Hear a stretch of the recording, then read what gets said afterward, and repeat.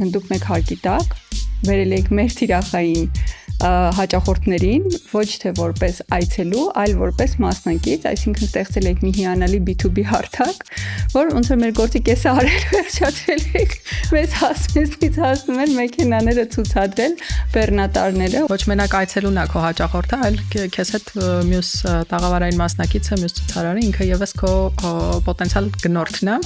Փաստորեն ինչ-որ շատ փոքր ներդրմամբ ես ինքս կարամ բիզնես անեմ, մարդիկ գալիս են քո բիզնեսն են տեսնում, դու գնում ես B2B, այն կողքից իրան вообще ինչ-որ ֆանտաստիկ սպիկերներ են խոսում, որ չգիտեիր, որ կարող է այդ մարդիկ հանկարծ Հայաստան գան ու դառնան մեծ խոշոր ընկերություն ու ինչի՞ չէ, դառնան խոշոր ընկերություն, ով իր պրոդուկտները կարողանում են դուրս արտահանի։ Ամենամեծ մոդելը Fiat Ducato մոդելը հանդիսանում է եվրոպական շուկայի 20%-ը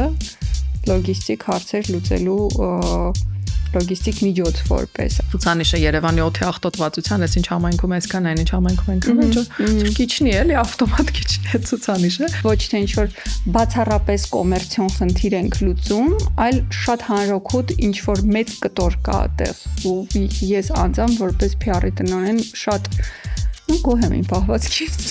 ես կանոնական համեջ չէ ես կասեմ